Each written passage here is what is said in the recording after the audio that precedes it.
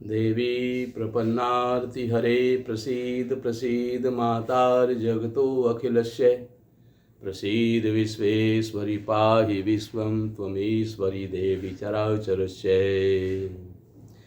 सेयं सुरधुनि पुण्यां महापातकनाशिनी स्पर्शनाद्दर्शनाच्चापि निर्वाणफलदायिनी इदानीं शृणु वक्ष्यामि महात्म्यं मुनिसत्तमं गंगाया द्रवरूपिण्यां संक्षेपेण समाहिता। कार्तिक मास में गंगा स्नान का विशेष फल है। वैसे तो हमेशा गंगा स्नान का विशेष फल होता है, तो गंगा स्नान की महिमा का वर्णन करते हुए वेद व्यास जी वैशंपायन ऋषि के पूछने पर बता रहे हैं। वैशंपायन ऋषि ने वेद व्यास ऋषि से पूछा, प्रभु गंगा स्नान का फल क्या है और कार्तिक मास में गंगा स्नान क्यों करना चाहिए?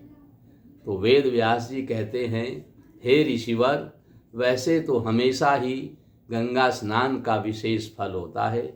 गंगा की महिमा का वर्णन मैं किस मुख से कर सकता हूँ? हजारों शेष भी गंगा की महिमा का वर्णन नहीं कर सकते, लेकिन आपने प्रश्न किया है तो मैं आपको जरूर बताऊंगा। वेद व्यास ऋषि बोले, ये पुण्यमयी गंगा अपना दर्शन करने तथा अपने जल का स्पर्श करने मात्र से प्राणियों के महापातकों का नाश कर देती है तथा उन्हें मोक्ष फल भी प्रदान करती है। ऐसी गंगा की महिमा है। हे मुनि श्रेष्ठ, अब मैं द्रव रूपिणी गंगा के महात्म्य को आपको बताता हूँ, इनकी महिमा को आपको सुनाता हूँ। आप ध्यान मग्न होकर के सुनिए।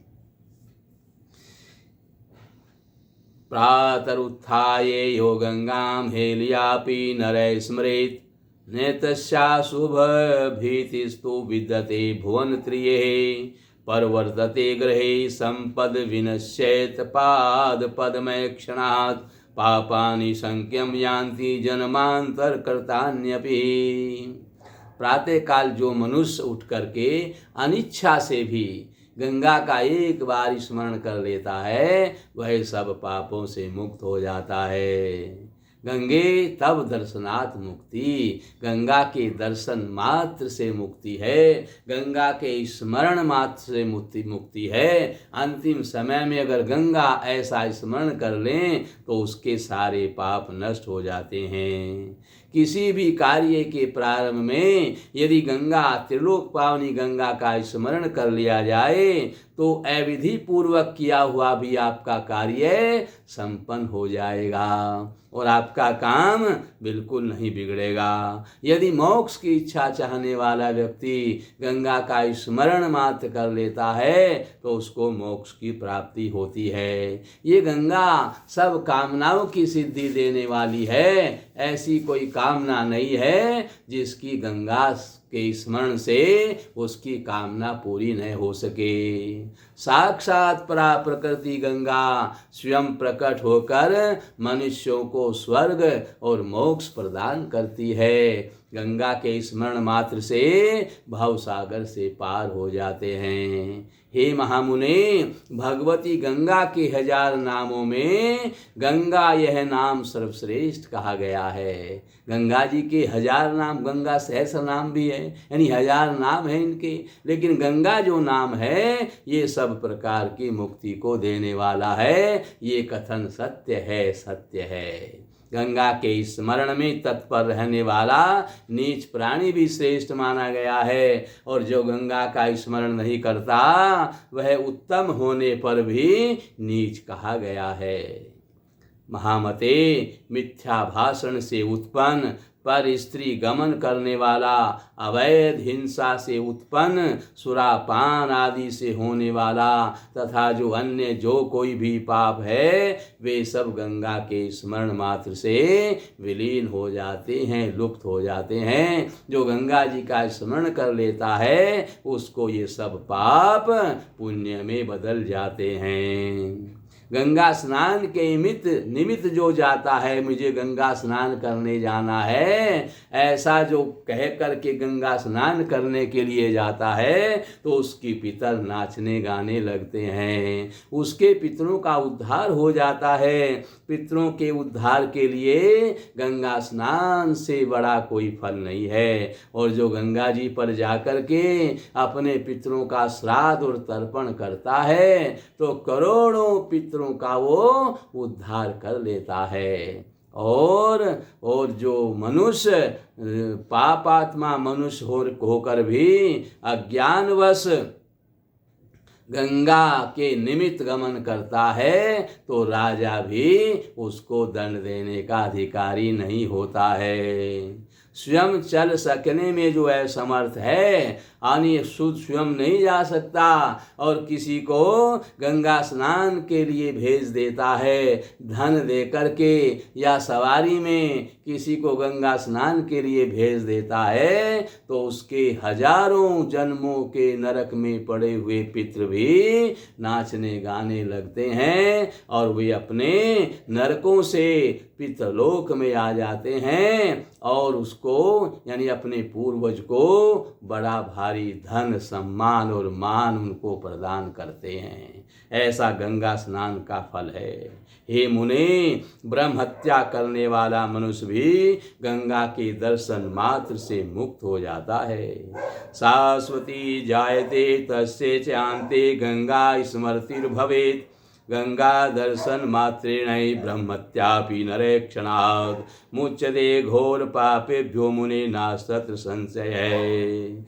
जो मनुष्य गंगा के पास आकर के भक्ति परायण होकर गंगा को प्रणाम करता है, उसके सारे पाप तत्काल नष्ट हो जाते हैं और उसको परम पद की प्राप्ति होती है। भगवती गंगा के दर्शन से सभी देवता, ऋषिगण तथा महात्मा भी कृतकृत्य हो जाते हैं। और आज जैसे आंवला नवमी कार्तिक में आती है, आंवला नवमी को गंगा में स्नान करने से लक्ष्मी की प्राप्ति होती है, और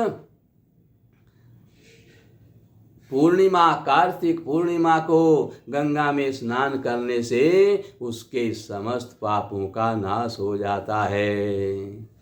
और एक समय की बात है, यानी पूर्व काल की एक कथा आपको मैं बताता हूँ। पूर्व काल की कथा है। पुरा सीदति दुर्धर्ष सबरान वैसंभवः, व्याधे परम पापात्मा नाम सर्वांत को बलि, आजीवं विनिहत्येव प्राणे से बहून् स्वरात्, मांसादि विक्रम कृत्वा से कुटुंब भी भरत है। यानी पूर्व काल में सबर जाति में उत्पन्न एक सर्वांतक नाम का बड़ा पापी और बलवान और अत्यंत क्रूर एक शिकारी रहता था, एक व्याध रहता था। जंगल में जो शिकारी होते हैं वो बड़ा ही क्रूर था, और पशुओं को मार करके उसका मांस बेच करके अपने परिवार का पालन पोषण करता था। और उस दुरात्मा ने कभी कोई धार्मिक कृत्य भी नहीं किया था। एक समय की बात है कि उस व्याध ने वन में जाकर के अनेक पशुओं का शिकार किया, और उन पशुओं को मार करके गंगा नदी के तट पर आकर उसने उन मांस को खाया और अपने घर लाद कर को बांध करके ले जाने की तैयारी करने लगा। तभी चित्रसेन नाम का राजा शिकार करता हुआ उधर आ निकला, और चित्रसेन राजा ने एक मृग को देख लिया।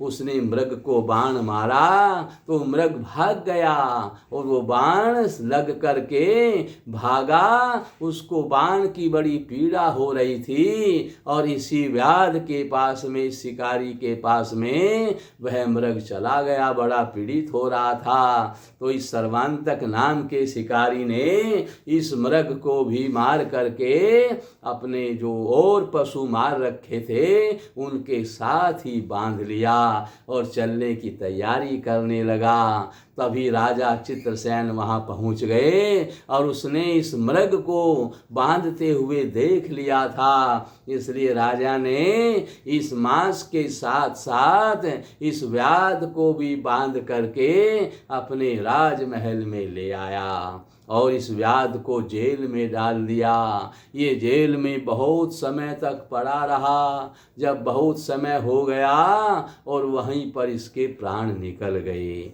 ये मर गया।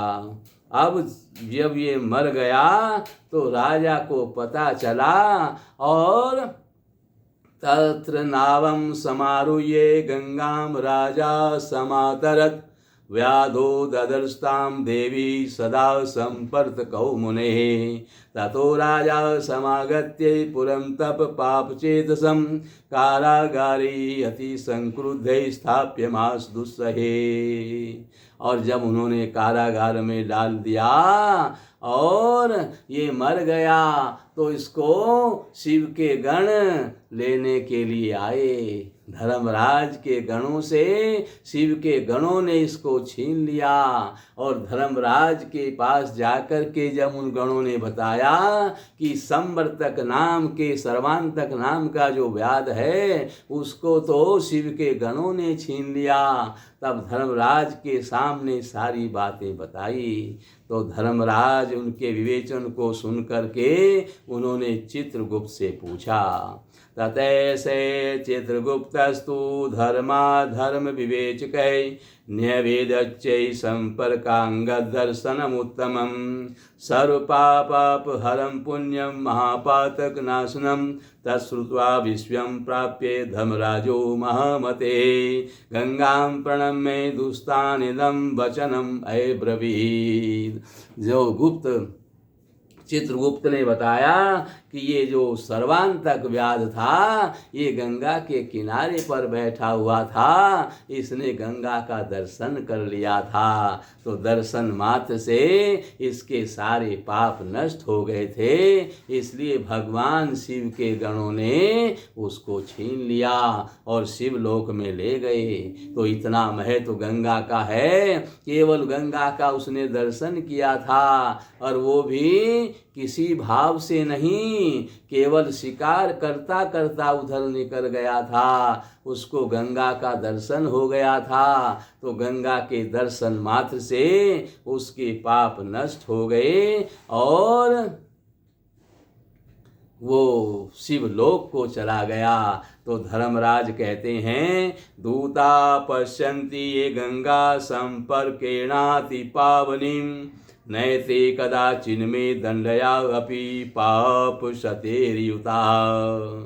धर्मराज ने कहा जो लोग संपर्क से भी अति पापतित पावनी गंगा जी का दर्शन करते हैं वे सैकड़ों पापों से युक्त होने पर भी मेरे द्वारा कभी दंडित नहीं किए जाते हैं, उनके सभी पाप तत्काल नष्ट हो जाते हैं। तो ये अभ्यर्चन्ति तुताम गंगा मिनिवजन्ति बांभसी नैति कदाचिन्मे दंड्या महापातकिनो जना। जो लोग भगवती गंगा जी का पूजन करते हैं तथा उनके जल में आह्वान करते हैं, स्नान करते हैं, वे पातकी होते हुए भी कभी मेरे द्वारा दंडित नहीं होते हैं। धर्मराज ने कहा गंगा में देह त्याग करने वाले प्राणियों की आज्ञा के मैं स्वयं अधीन हो जाता हूँ। वे लोग इंद्र आदि देवताओं के लिए भी नमस्कार के योग्य होते हैं, तो फिर मेरे द्वारा उनको दंडित कैसे किया जाता है। ये बात सुन करके वैशंपायन ऋषि बड़े आश्चर्यचकित हुए और उन्होंने कहा कि गंगा की बड़ी भारी महिमा है और कार्तिक मास में तो इनकी विशेष महिमा है। माघ मास में शुक्ल पक्ष की सप्तमी को स्नान करने से अनंत पुण्य फल प्राप्त होता है। इस प्रकार से ये गंगा की महिमा को सुन करके वैशंपायन ऋषि गदगद हो गए और फिर उन्होंने वेद व्यास जी से फिर सवाल किया। वैशंपायन ऋषि ने कहा गंगाया तु कृतस्नानो मुच्यते घोरपातकात् ब्रह्मा चैव गोध्रश्चैव श्रापो गुरु तल्पगहे। मुझे आप गंगा की महिमा को श्रवण कराइए और गंगा के समीप जाकर श्राद्ध करने से क्या फल मिलता है, और गंगा के समीप जाकर जप करने से और दान करने से तथा तर्पण का महात्म्य में मैं श्रवण करना चाहता हूँ। और काशी जी में जो गंगा है मैं उसकी भी महिमा को श्रवण करना चाहता हूँ। गंगा की महिमा का श्रवण करने मात्र से महापात की भी सब पापों से मुक्त हो जाता है। इसलिए गुरुदेव आप मुझे गंगा की इस प्रकार की महिमा को श्रवण कराइए। वैशंपायन ऋषि के इस प्रकार पूछने पर वेद व्यास ऋषि बोले, पतितो अपि महादेव्या प्रसादान मुनि सत्तमय बिना मंत्रादिभिश्चापि सद्भक्ति विधुरो अपि च। ब्रह्मत्या करने वाला, गोवध करने वाला, सुरापान करने वाला, गुरु पत्नी गामी महापापी भी गंगा स्नान कर लेने पर महादेवी गंगा की कृपा से सब पापों से मुक्त हो जाता है। श्रेष्ठ भक्ति से हीन जो भी बिना मंत्र आदि के ही विधि पूर्वक गंगा में स्नान कर लेता है तो गंगा स्नान करके वो सब पापों से मुक्त हो जाता है।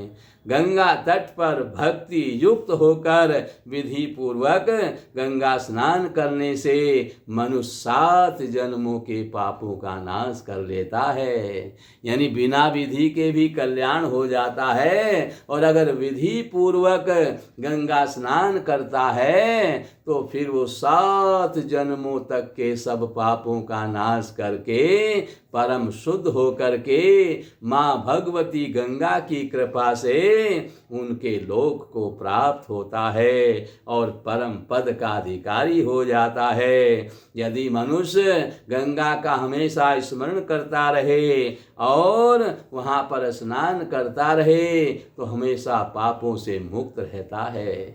प्रातः स्नानम तुये कुर्यात् प्रत्यह जानवी जले से पुण्यात्मा मुनि श्रेष्ठ साक्षात भूरि भावा पर है।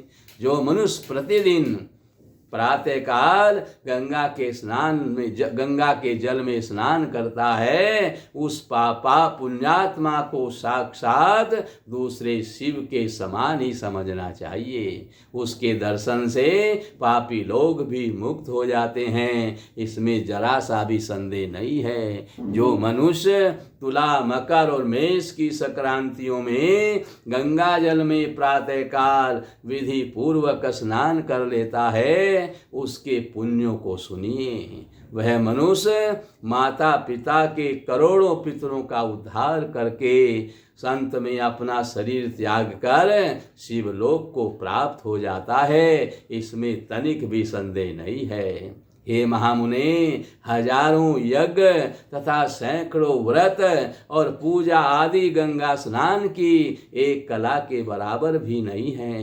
माघ मास के शुक्ल पक्ष की सप्तमी तिथि को, जिसको अचला सप्तमी भी कहते हैं, अरुणोदय काल में यानी प्रातः काल में गंगा स्नान करने पर मनुष्य शरीर के बंधन से छूट जाता है। उस दिन गंगा के तट पर सूर्य की पूजा करने से जो महारोगी होता है, जिसको असाध्य रोग हो गया है, जिसका रोग ठीक होने में नहीं आ रहा है, तो माघ मास के शुक्ल पक्ष की सप्तमी को, जिसको अचला सप्तमी भी कहते हैं, इस दिन गंगा में स्नान करने से असाध्य रोग दूर हो जाते हैं, उसके शरीर में कोई रोग नहीं रहता है। ये सत्य है, इसमें जरा भी संशय नहीं है।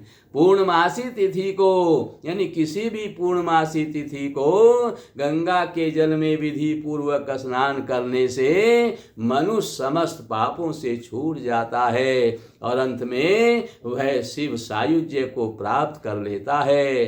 कार्तिक मास की पूर्णिमा को गंगा का दर्शन करने तथा उसमें स्नान करने मात्र से मनुष्य महापातकों के समूह को जाता है, यानी महापातकों के समूह से मुक्त हो जाता है। बड़े बड़े उसने महापाप किए हैं वे भी उसके दूर भाग जाते हैं और इसमें जरा सा भी संदेह नहीं है।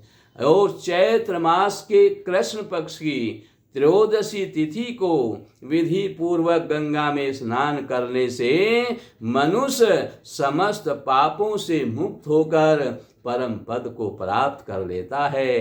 हे मुनि श्रेष्ठ, आरोग्य, अतुलनीय ऐश्वर्य तथा अन्य जो भी उसकी इच्छा है वो सब उसको प्राप्त हो जाता है। इस प्रकार से गंगा स्नान करने के अलावा और कोई पुण्यदायक कार्य नहीं है। गंगा में जो प्रतिदिन स्नान कर लेता है और वह सब पापों से छूट जाता है और परम पद को प्राप्त कर लेता है। जो लोग एकाग्रचित होकर के अपने पितरों का तर्पण करने के लिए गंगा जी को प्रस्थान करते हैं उनके पितर बड़े ही प्रसन्न होकर के उनको आशीर्वाद देते हैं और उनके यहाँ धन धान्य पुत्र पौत्र आदि की कभी कोई कमी नहीं रहती है। मनुष्य को अपने पितरों की तृप्ति के लिए गंगा तीर्थ में जाकर के श्राद्ध करना चाहिए और तर्पण करना चाहिए, अन्यथा वह नरकगामी होता है। गंगा को उद्देश्य करके जाते हुए मनुष्य को देख करके श्राद्ध भोग की इच्छा रखने वाले उसके पितर प्रसन्न होकर के हंसने लगते हैं और नाचने लगते हैं। इतना गंगा पर जा करके श्राद्ध तर्पण करने का फल प्राप्त होता है। गंगा में जा करके वहाँ पर अपने पितरों का श्राद्ध अवश्य करना चाहिए, जिससे उसके पितृ संतुष्ट रहते हैं और वह हमेशा धार्मिक कृत्य करता रहता है और अंत में परम पद का अधिकारी हो जाता है। चंद्रमा अथवा सूर्य ग्रहण के अवसर पर यदि भाग्य से गंगा का सानिध्य प्राप्त होता है तो वह परम पद का अधिकारी होता है। इसलिए गंगा की विशेष महिमा है। कार्तिक मास में गंगा में विशेष स्नान करके अपना और अपने पितरों का उद्धार करना चाहिए। वहाँ पर यज्ञ तप आदि करना चाहिए। जय गंगे मैया।